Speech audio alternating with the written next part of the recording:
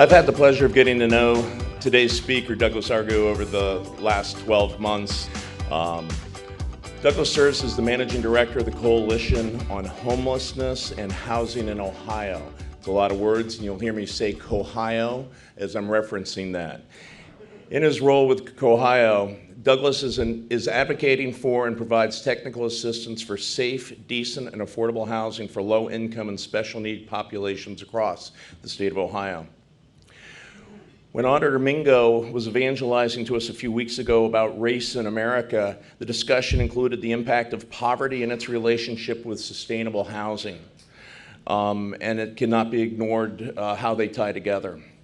So last year, before we started gathering staples for the outdoor homeless here in Central Ohio, I reached out to Douglas for feedback on our project outline that was shared with me.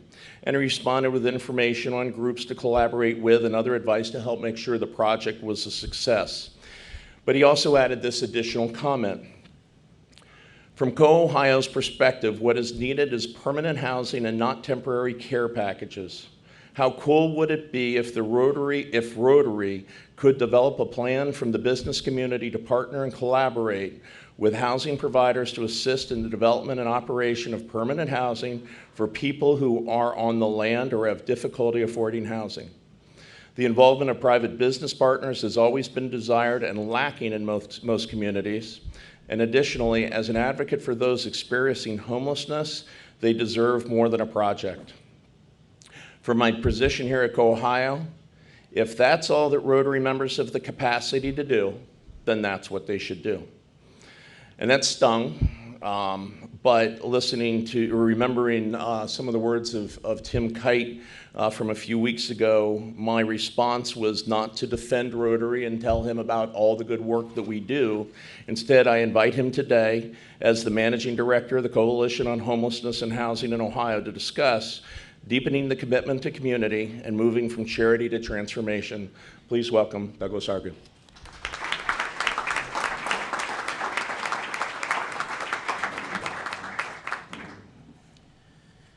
Thank you. Sometimes when I hear those introductions, it reminds me that there are days when I wish I'd kept my mouth shut. But I'm always grateful to take the opportunity to share information about my passion and to meet new people and to always challenge, because I feel that that is one of the things that I'm asked to do every day in my life. I want to start with just three scenarios, three people that I have met over the long-term career that I've had working with individuals who languish in substandard or on the brink of homelessness, or who have lived on the land, or who I have met personally and know from working with homeless individuals across my career. Melinda is a 35-year-old single mother of three who recently has become unemployed due to downsizing in the economy, or the fact that her employer has just decided to tighten up a little bit. And because she doesn't have some of the longevity with her employer, she was one of the first people on the list to be cut. Despite the fact that unemployment is increasing in Ohio, depending on whose numbers you choose to believe, employment is not necessarily so secure for everybody. In addition to that, the rental market in Columbus and Ohio as a whole is tightening so much that landlords are choosing not to rent to people when their leases are up, and choosing to let those individuals move out, not let them, but forcing them to move out, and increasing the rent, or giving the option to those renters that they could renew a lease with an increased rent, which in Melinda's case, with three children who are school-aged and all the things that come along with the cost of that, she simply was unable to do. And with no income, she wasn't able to find other housing in Columbus that was decent, safe, or affordable for her or her children, and she found herself in the family shelter. Luther is another individual that I knew, a 56-year-old man struggling with addiction since returning from his tour of duties overseas. Many of our veterans who come back to the state don't get some of the support that they need to deal with the atrocities that they had to endure, that they saw, or in many cases, that they themselves had to carry out. Luther, when he returned as a way of coping, turned to drugs and alcohol as a way of numbing the emotions and the memories that he had to face, and found himself unable to maintain his housing with his family, ended up getting divorced and living on the land. Luther lived very well on the land, all on his own, but in our current society, and I'm not advocating for this, but that's not legal. That's not something that we allow people to do, nor should we. But in Luther's case, an outreach team was able to make contact with him, not get him into housing at that point, but continue to engage him to the point where he was able to get treatment and eventually able to rejoin his family, but that's the last that I knew of his story. I'm hopeful that because he reconnected with his family and began to get treatment, that he would eventually come back into some safe, stable housing. And then there is Zach, one of the many teens that I encountered in Daybreak. Zach was a 16-year-old black gay male who was kicked out of his house after coming out. His mother and his father just simply could not deal with that, nor with anyone else in his family, and they forced him to leave their home.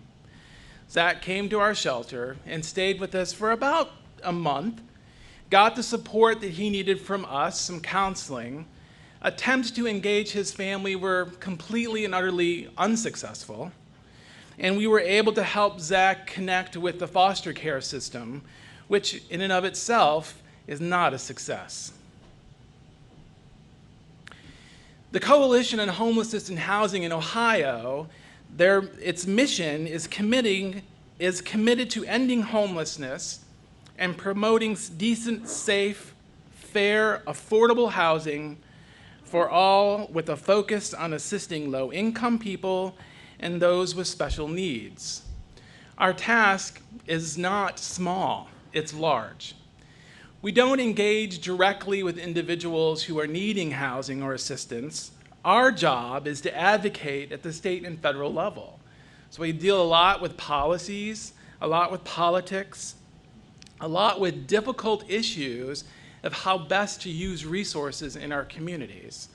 And just as many people are in this room, there are that many opinions about how resources can be used to help solve this problem. But there are ways to solve this problem. So let me just briefly tell you a little bit about what the issue looks like. Every year, every community across this country does what's called a point-in-time count. It is an archaic, imperfect way of counting the number of people who are homeless in our communities. In 2014, and that's the data that we have at this point for the state collectively, there were 11,823 people who were counted as homeless in Ohio. That was a reduction of 4% from the year previously.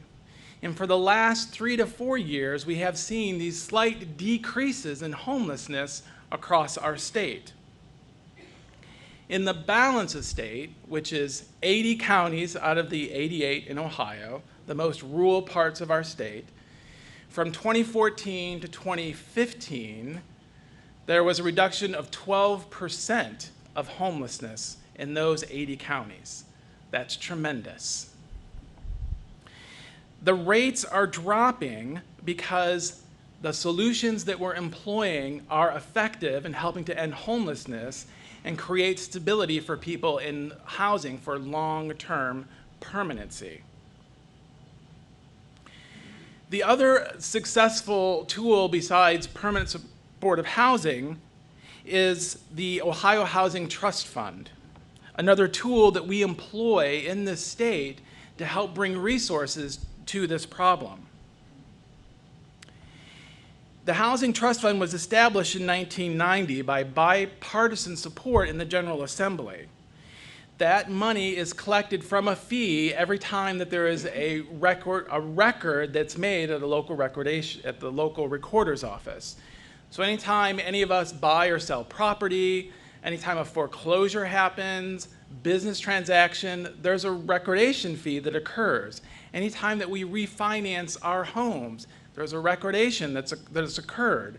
There's a fee that goes along with that goes into the Housing Trust Fund that accounts for about between $50 and $55 million a year that goes back into local communities to help fight homelessness and create housing.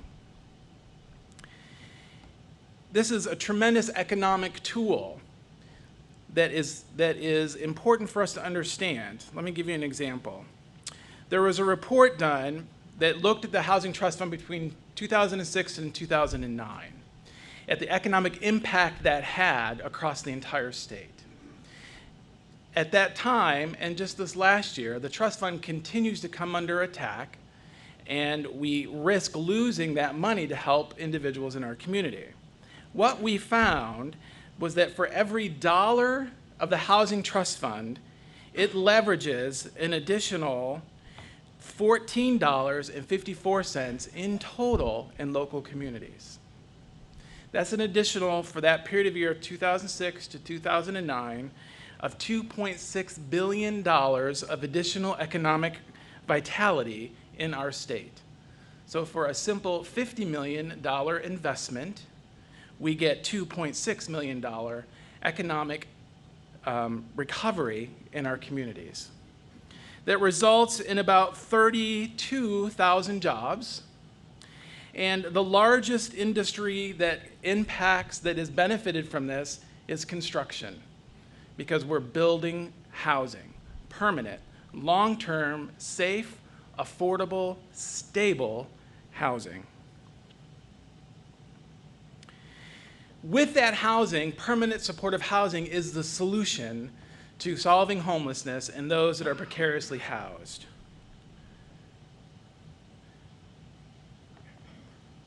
Just want to check my time because I don't want to get fined or whatever that is over there. Permanent supportive housing is a permanent solution. It will take folks off of the land and give them housing that they can afford with services that they need to help them recover from whatever it is they're recovering from, and then they can stay there for as long as they need. Temporary Band-Aid fixes don't solve the solution. Let me say that again. Temporary Band-Aid solutions do not solve the solution. Are Band-Aids needed? Absolutely. But you know what? We eventually take them off and we throw them away. And for you and me, who can be very business-minded, we look for solutions that work. We don't continue to pay for something or use something if it doesn't work. I was recently on Facebook trying to find a new vacuum. I hate the vacuum I have in my house. It doesn't work. This is the second one. Why I bought another one exactly like the first one, I don't know. But I learned this time, and I won't buy that same kind of vacuum. I went out, did the research, asked the questions, and I will be getting a new vacuum. Housing is no different. Why would we continue to use a model for housing people that doesn't work? Band-Aid solutions need to come to an end. They serve their purpose, but then they need to go away. So, the third solution I wanted to offer to you today, permanent supportive housing, the Ohio Housing Trust Fund as a way to provide resources, and the third one that I want to challenge you with is encountering the stranger and building new relationships. I loved the invocation today. Being an ordained deacon, I'm always seeking out kind of the spiritual angle to everything that I do. This is a calling for me. But encountering the stranger is as difficult for me as it is for some of you. I get very comfortable with where I'm at. I get very busy and don't take the time to stop and look someone in the eye and say, good morning, good afternoon. And particularly with individuals that I feel are in my way, on my way to a meeting while I'm downtown, I definitely do not take the time to encounter the stranger. But every time that I have, I am transformed. I learn something new, not only about that person, but about myself. And over the years of working downtown, I have gotten to know some of the people that continuously will ask me for money or this or that. And I engage them in conversation. Sometimes they don't want to engage me and they avoid me. And that's okay. That's their decision. But I wonder what it would be like for every one of us in this room today to encounter the stranger, whatever that means for you. That could be someone on the street, in your neighborhood, downtown, and maybe even somebody in your family. I don't know. But every time that we engage with the stranger, we are transformed, and we transform that other person. It's about building relationships. You all know that. This is nothing different. It's on a different level, perhaps, a different scale, yes. And with a population or an individual that you may not otherwise encounter. But that is the challenge, and that is a solution to solving poverty and homelessness in our community. So the challenge to you today is whether you can stop using the Band-Aid approach to solving homelessness. Do people need clothing? Do they need blankets? Do they need candles? Do they need tents? Well, yes, they do, if we have no other solution for them. But we have solutions for them.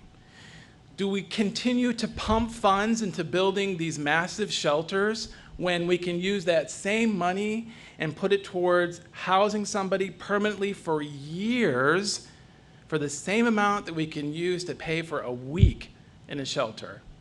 Doesn't make very good business sense. Invest in permanent supportive housing. What would it be like for you all to take your collective funds and be able to invest in a unit of permanent supportive housing? For $5,000 to $10,000, depending on where you're at, you can invest in a permanent supportive housing project and house a household, single or a family, permanently. And in return, if you use tax credits, I'm not going to go into that, it's a whole other speech, you can get a tax break for your business or for your individual household. Get out of your comfort zone. That's the other challenge. Standing up here, I am completely out of my comfort zone. May not sound like that, I may not look like it, but inside I'm terrified. Speaking to groups is not my thing. I happen to have a talent and a skill to be able to do it fairly well. Jim will let me know later. But get out of your comfort zone. Move to a different path. Encounter that stranger. Strike a conversation. Doesn't mean they have to move in with you, but building one new relationship in your life is something that we all should develop the talent and skill for doing. And lastly, establish new relationships, which I think for you all is something that you do regularly from what I'm hearing from the introductions and the new members. Then engaging new relationships is something that you're very familiar with. Well, I would encourage you to think about how you can expand that relationship even a little bit more to embrace people like Luther, like Zach, or like Melinda. Because whether you know it or not, you are involved in a relationship with them already. Take it a step further and see how you can be transformed and how we can transform our society together. I don't know where to start, so I'll start with the gentleman that always wears a jacket and a tie, from what I remember. How does Habitat for Humanity, which provides housing, fit into it? Yes. How does it fit into it? Is that your question? Habitat for Humanity is a wonderful nonprofit organization that actually benefits from the Ohio Housing Trust Fund.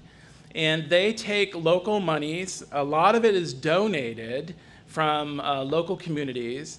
They leverage that with donations from businesses that offer plumbing and lumber and construction. And they then leverage that with volunteers to help build housing for families who are in need.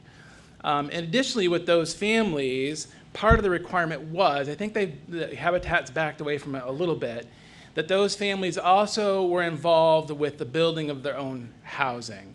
It's a very effective model. They can't build enough housing for the need, and they can't build enough housing because they don't have enough donations or resources to be able to do that too.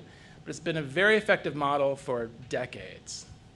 I'm going to go here and then back there. Can you talk a little bit more about what permanent supportive housing is? Yes. You know, and I would encourage you to Google that too, because there's tons of information out there. In short, permanent supportive housing is subsidized housing with supportive services for individuals that have a disability, and that's pretty much it. It's permanent. It doesn't go away. They don't have to move, and it's there for the long haul. Many households do eventually move out, I should mention to you, because they're able to be successful on their own. They just need some oomph. They need some support to get them past a crisis, and then they're really able to solve situations on their own. But you know, housing first, putting people in housing before anything, is what is truly the best solution to solving this issue. The gentleman back here and then there. I offer another challenge. I'm just moving here from Albany. I ran a program that helped disadvantaged students graduate from high school and go on to college, and then we gave them scholarship money. We partnered with Habitat for Humanity so that we had the families that moved into the Habitat homes also had students who came into our program, and we were able to get the next generation of college education. So what we could do is challenge the group of ColumbusRotary to take the scholarship money that we just had reported on, work with a group like Habitat and your group, and build housing and put families into them where the next generation would benefit from an education scholarship that would move them to the next level. Excellent, thank you. 3 questions. Of the 11,800 in Ohio that you mentioned, how many were in Columbus? How many homeless? I don't have that stat with me. I can find that for you because it's all broken down by geographic region. I just don't have that off the top of my head. Question. Who are the builder developers in Columbus who are into Section 8 and other subsidized housing? Well, Section 8 building is something completely different than what I'm talking about. But there are some of the developers in the Columbus area. I have that too, but it's not coming to my head at the moment. Okay, 3rd question. Have you gone, do we in Ohio know about model cities throughout the country? And Portland comes to mind, whether there's public partnership money in taking care of the homeless in Portland. Do you have any knowledge of that? Yes, the Community Shelter Board is very well aware of that, and they're the agency in Columbus that it coordinates all of the homeless resources and services in the Franklin County area, and they are very aware of that. Okay, well, you strike a nerve because George Conajonis was a client of mine, and he developed J.C. Arms. George Deffett was a client, he built Ivywood. Sandy Wood's been involved in housing for a long time, very good friend. I would suggest to Tricia that I'd be willing to be on the committee where we investigate the potential of our club being involved to go through the details of all the financing and location of property, etc., to see if we as a club could support building some housing in Central Ohio.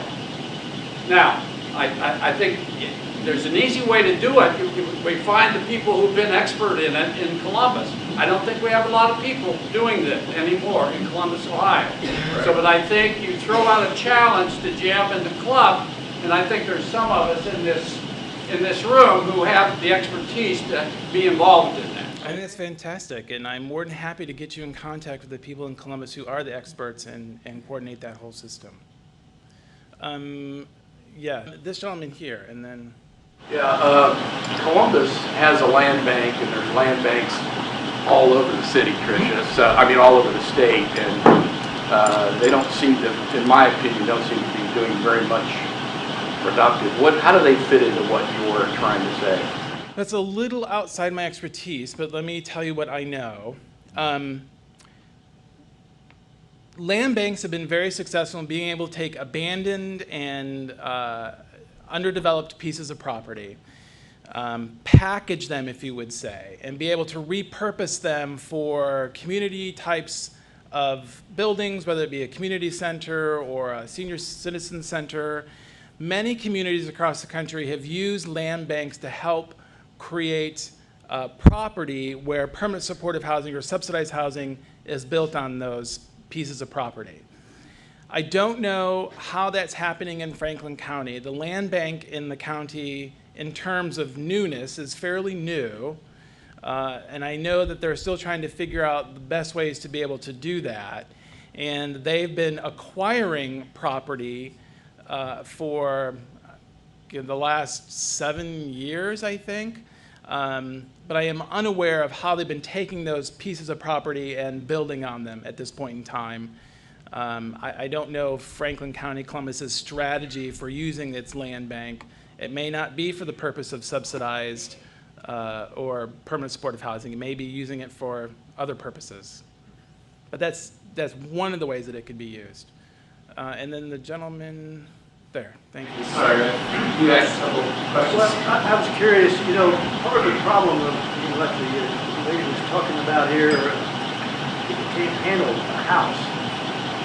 Is there any program that requires and teaches people in need how to really handle a house? Because, to tell you the truth, I have a lot of grandchildren, and they come out of school, they don't know how to use a screwdriver. Right. And that sort of bothers me. And then I see, I have rental property also, which I've experienced a lot of different things. People that they don't know how to just not break things. A faucet that I'll use for 30 years will last them 3. And stuff like that. And it seems like my experience with them is I haven't been involved with the public housing or anything. But the people I talk to, anytime they move out, the place is almost trashed. And if it's not trashed, I think Section 8, they come in and fix it up, but that's taxpayer expense again. Because it's a big waste of money when that happens. So when I say housing, I don't necessarily mean a house, first of all. Many times that's rental units in an apartment or a double or something like that. There are programs that do assist individuals with home purchasing, and many of those programs do have courses, for lack of a better term, that help people to understand how to be a home owner. So when you're looking at home ownership, there is an educational process that goes along with that. For the rental piece, there are other, some of the supportive services are intended to help people be good neighbors. And sometimes that's effective, sometimes it's not. As you were saying, I have good neighbors, I have some lousy neighbors, and some of that's just where we come from and just our style of living. But it is an issue, I understand that, and I don't have a solution for it, but there are programs to help with that.